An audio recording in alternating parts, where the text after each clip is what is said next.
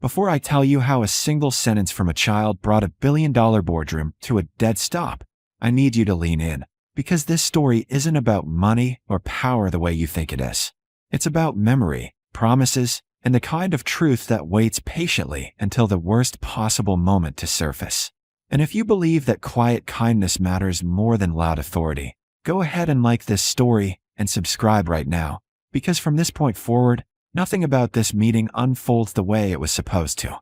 The day it happened, I was sitting at the far end of the 42nd floor boardroom, a place built entirely of glass, steel, and certainty, watching the most powerful woman in the room prepare to dismantle a company with the calm precision of someone choosing a wine. Evelyn Carter, American, blonde, mid-40s, CEO of Carter Dynamics, stood at the head of the table in a tailored ivory blazer, sunlight catching in her hair like it had been styled for this exact moment. Her voice steady as she walked 12 executives through a restructuring plan that would make headlines by noon. I wasn't supposed to be their law. I was just a logistics consultant, brought in because I knew the warehouse operations better than anyone alive. And I'd brought my daughter Lily with me because my sitter canceled last minute, and missing this meeting meant missing rent. Lily sat beside me, legs swinging beneath a chair far too big for her, quietly coloring rabbits and suns with the seriousness only a 6-year-old can muster, while the board nodded along to Evelyn's slides like disciples. Everything was clean, controlled, predictable, until Lily looked up. She didn't raise her hand. She didn't whisper. She smiled, wide, open, fearless, and said, "Mommy, are you mad again?" The word didn't echo. It detonated. Conversations died mid-breath. A pen clattered to the table. Someone actually laughed once, sharp and confused, before realizing no one else was laughing. Evelyn froze with one hand resting on the back of her chair, the muscles in her jaw tightening so subtly I might have missed it if I hadn't been watching her all morning. She turned slowly, not angry, not amused, just deeply, profoundly alert, and corrected Lily in a voice so gentle it somehow made the moment worse. "Sweetheart," she said, "I'm not your mommy." Lily frowned, genuinely puzzled, like someone being told the sky wasn't blue. "But you always say it's okay when I call you that," she replied, tilting her head, crayon hovering in midair. That was when every eye in the room snapped to me. I could feel the heat of it, confusion, suspicion, the kind of judgment that forms before facts. Evelyn didn't look at them. She looked at me, really looked at me, not as a consultant, not as a problem, as a man holding something fragile he hadn't meant to expose. "Mr. Reed," she said quietly, every syllable measured, "why does your daughter call me mommy?" I wish I could say I had a clever answer ready. I didn't. My mouth opened and closed once, useless.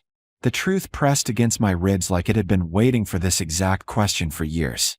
I asked, instead, for 5 minutes. I didn't beg. I didn't explain.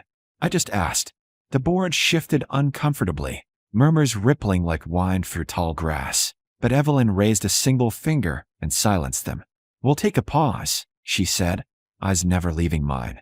Lily sensed the change immediately. She slid her small hand into mine, trusting without understanding, the way she always did.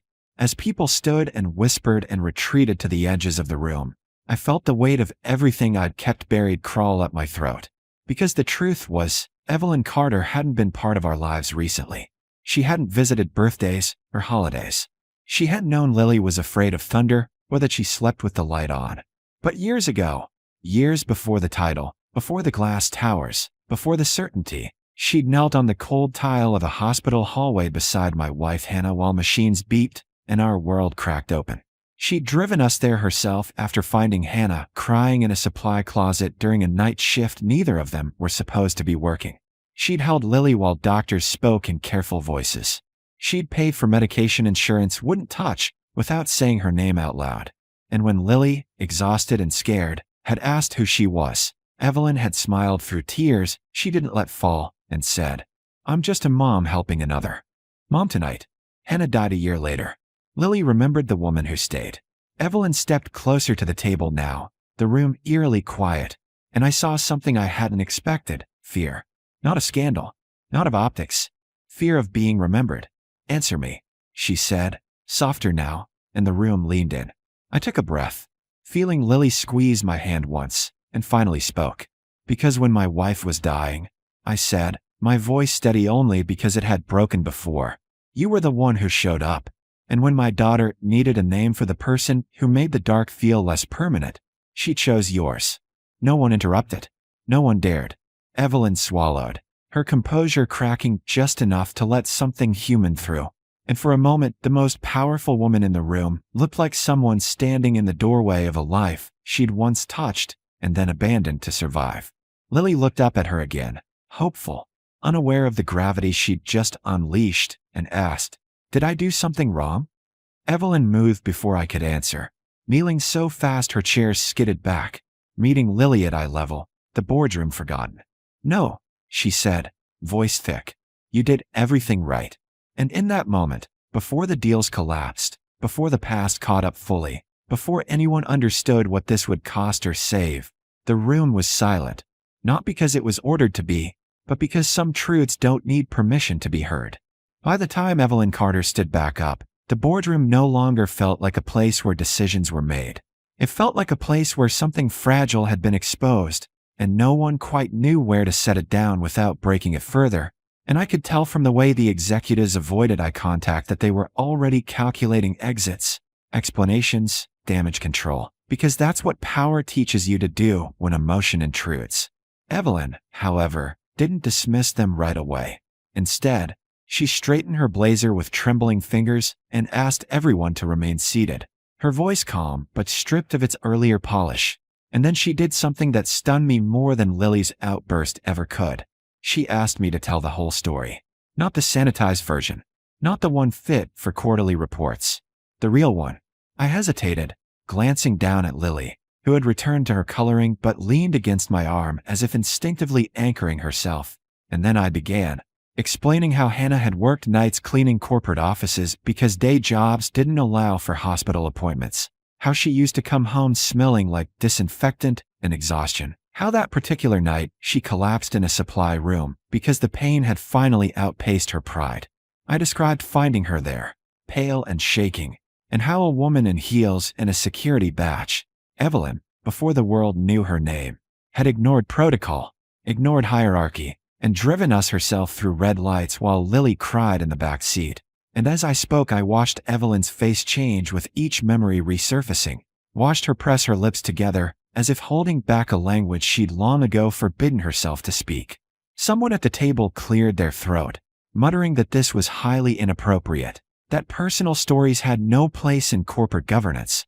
And that was when Evelyn finally snapped, not loudly, not dramatically, but decisively.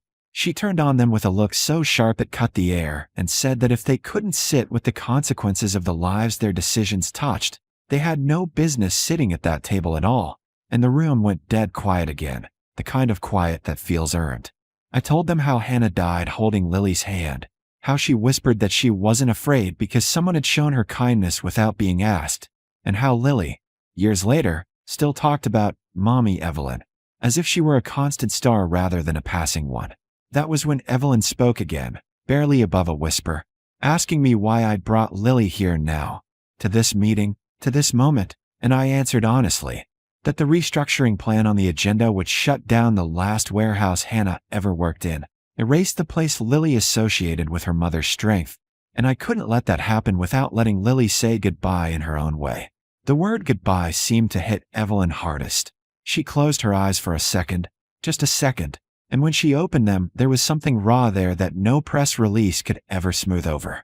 She dismissed the board then, not as a CEO ending a meeting, but as a woman reclaiming a moment. And they filed out slowly, reluctantly, as if sensing they were walking away from something that would matter more than numbers by the end of the day. When the doors closed, the room felt impossibly large, sunlight slanting across the empty chairs like accusations, and Evelyn finally let her shoulders slump as she sat across from me, hands folded tight. She told me she'd spent years convincing herself that night at the hospital was a fluke, a moment of weakness before she learned how to survive the climb.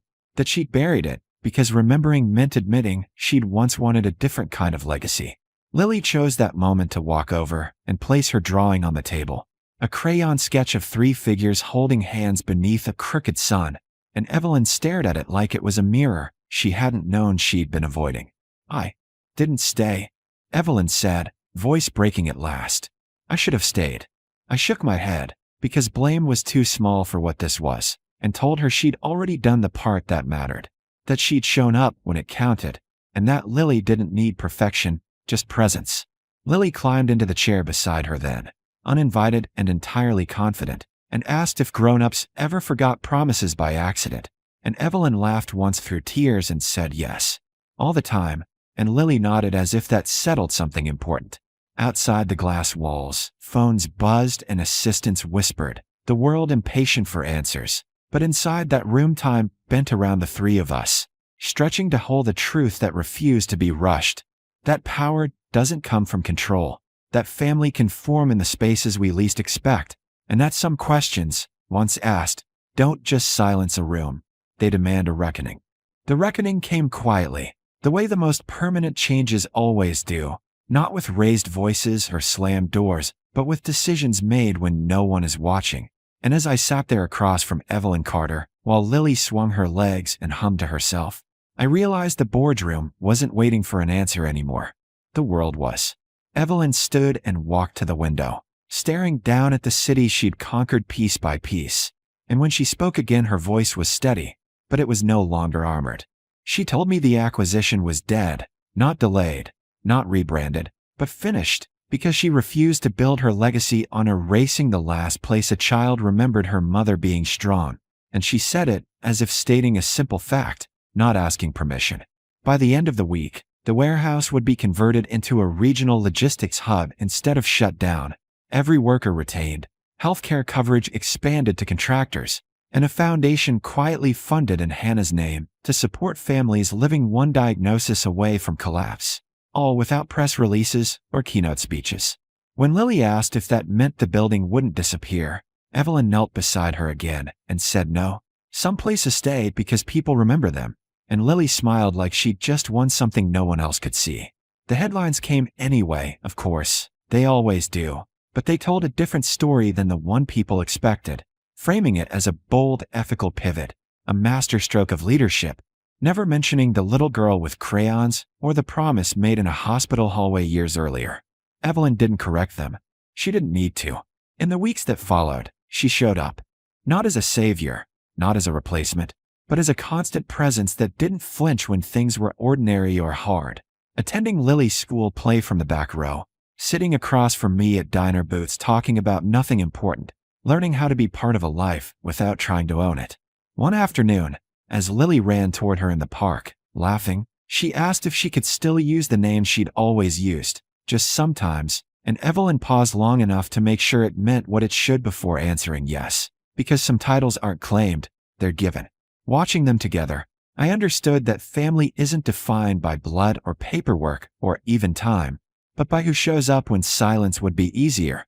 And as we walked away from the city skyline into something smaller and truer, I knew Lily would grow up remembering not the day a CO changed her mind, but the day a woman chose to keep a promise. And that, more than any deal or fortune, was the legacy that would last.